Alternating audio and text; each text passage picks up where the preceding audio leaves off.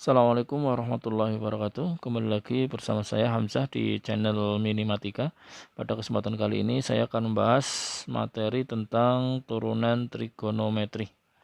Saya sajikan dalam bentuk video dari materi PowerPoint yang saya share itu.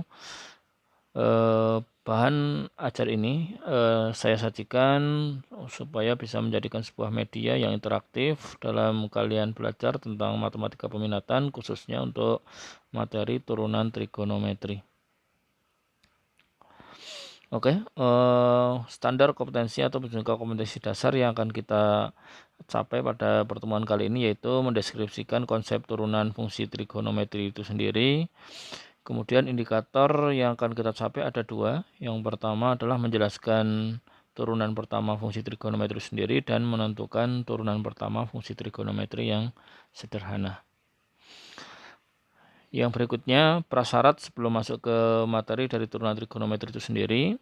Ada beberapa yang perlu kita ingat, yaitu yang pertama adalah limit dari fungsi trigonometri itu sendiri, yaitu limit x mendekati 0 untuk fungsi sin x per x itu nilainya mendekati 1. Ya, 1 ini yang sering kita pakai nantinya. Kemudian yang kedua, pengertian dari turunan fungsi yang sudah kita bahas pada turunan fungsi aljabar dulu, yaitu f aksen x, turunan pertamanya didefinisikan oleh limit h mendekati 0 dari fx plus h min fx per h. Kemudian yang prasyarat ketiga yang perlu kita ingat adalah rumus selisih dari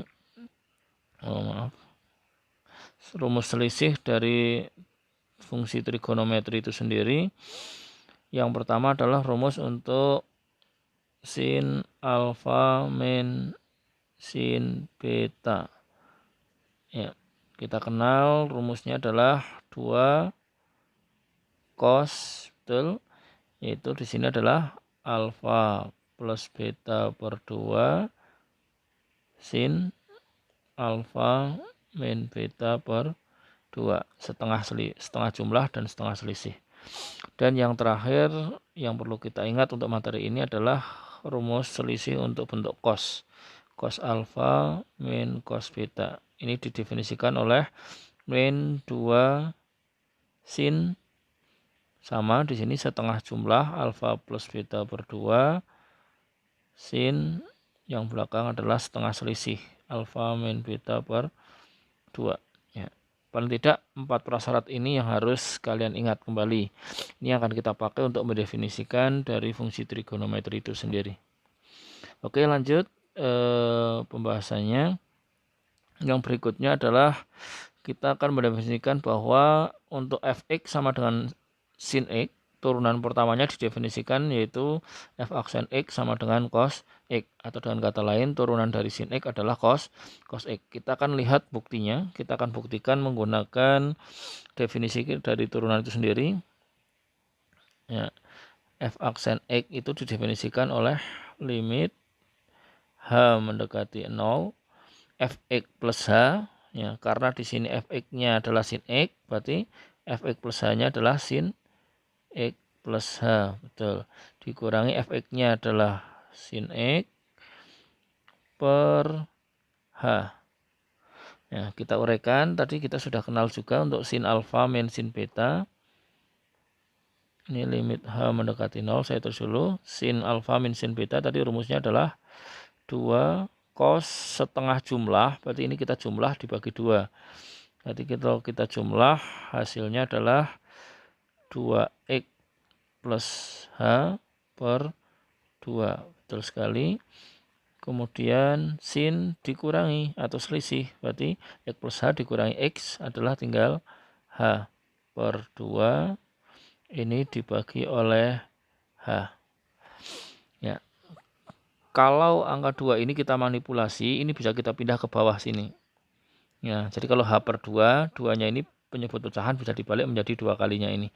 Maka bentuk ini bisa kita manipulasi, bentuknya menjadi limit h mendekati 0 cos dalam kurung 2x plus h per 2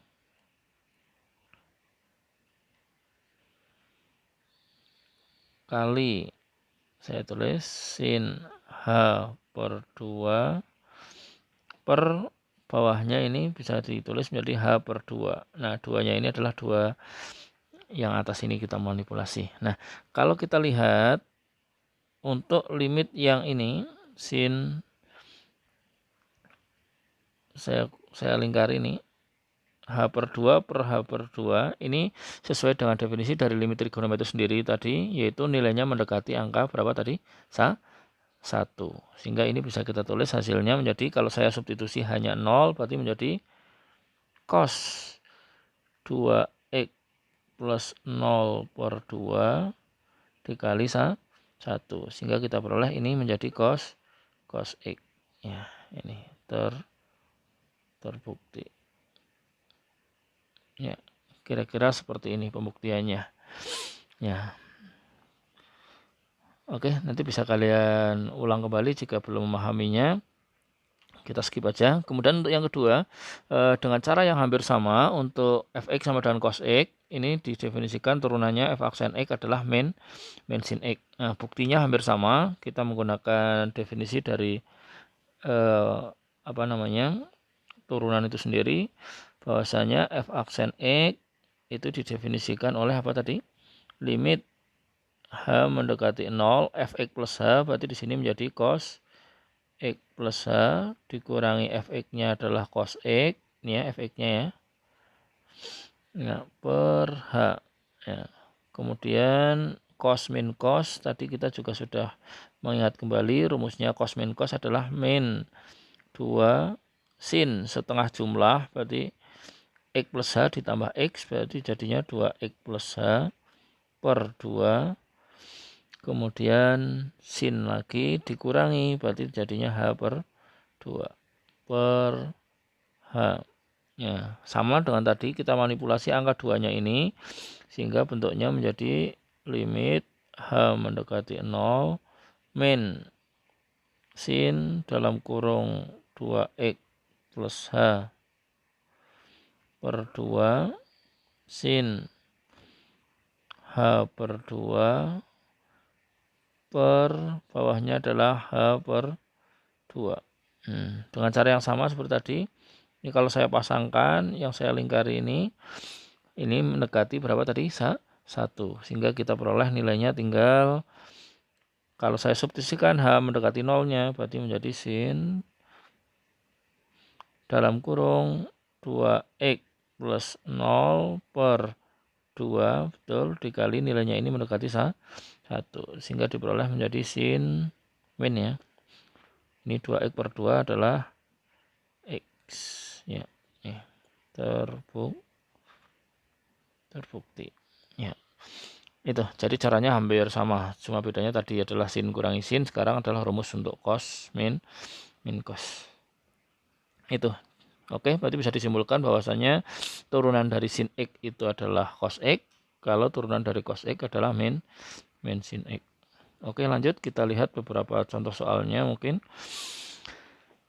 Misalkan yang pertama ini, tentukan turunan pertama dari fungsi fx berikut ini. Yang nomor 1, fx sama dengan sin x plus cos x. Untuk fungsi penjumlahan biasa, berarti kita turunkan satu persatu. Ya, kita jawab. Berarti untuk turunan pertamanya sin x turunannya adalah apa tadi? Cos x. Kemudian untuk cos x sendiri turunannya adalah min sin x. Oke, dengan kata lain berarti turunan pertamanya adalah cos x plus dengan min ketemu jadi min. Oke, kira-kira hanya seperti ini saja. Sederhana bukan? Nah, kita lihat contoh yang lain. Nah, untuk yang nomor 2, fx sama dengan sin 2x. Nah, kalau tadi sin x, kelihatan. Ya. Untuk sin 2x. Ya, untuk sin 2x. Kalau tadi adalah sin x turunannya cos x lah, sekarang sin 2x. Nah, untuk kasus seperti ini, maka kita bisa memisalkan ya 2x-nya ini kalau kita misalkan dalam bentuk u ya, artinya Berarti nanti kita bisa memanfaatkan sin ini menjadi sin U. Nah, nanti U-nya bisa kita turunkan sendiri atau U aksennya turunan dari 2X dulu, turunan aljabar adalah berapa? 2. Kita ingat kembali, 2X turunannya adalah berapa? 2. Sehingga untuk sin 2X nanti kita bisa menjawabnya menggunakan aturan rantai yang sudah kita pelajari pada pertemuan sebelumnya, yaitu untuk turunan aljabar dulu di matematika wajib juga sudah diberikan biasanya. Sehingga kita peroleh turunannya f aksen x itu sama dengan sin 2x, berarti turunannya adalah berapa tadi? Cos 2x dikali turunannya dari U itu sendiri adalah 2, atau turunan pertamanya nanti adalah 2 cos 2x. Nah, seperti ini. Jadi duanya ini muncul ini dari U aksen. Ini U-nya ini. Maka bisa kita simpulkan, misalkan saya punya, ini saya tambahkan aja di bawah ini, misalkan kok ada fungsi fx sama dengan sin setengah x. Kira-kira turunan pertamanya adalah, iya betul sekali. Turunan pertamanya adalah setengah sin, turunannya adalah cos setengah x. Nah, setengahnya dari mana? Dari sini. Atau bisa kita simpulkan apa kira-kira? Ya, kesimpulannya adalah kalau fungsinya fx sama dengan sin ax, maka turunan pertamanya f aksen x-nya bisa diturunkan menjadi apa? A cos ax. Ya, kira-kira seperti itu.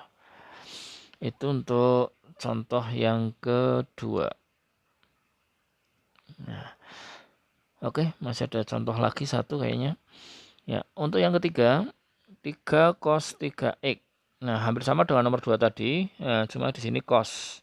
Berarti kalau seperti ini, kita bisa menjawabnya turunan pertamanya adalah siapa? Iya, 3 kali, ya, U-nya ini 3x, berarti turunannya adalah 3. Cos turunannya adalah min sin. Betul sekali. Ya, berarti kalau kita kalikan 3 kali 3, 3 yang ini dari mana? 3 yang pertama. 3 yang kedua ini adalah dari ini, ya, U aksennya tadi ya. Nah, sehingga diperoleh 3 kali 3 9 kali min. Oh, berarti menjadi min 9 sin 3 x.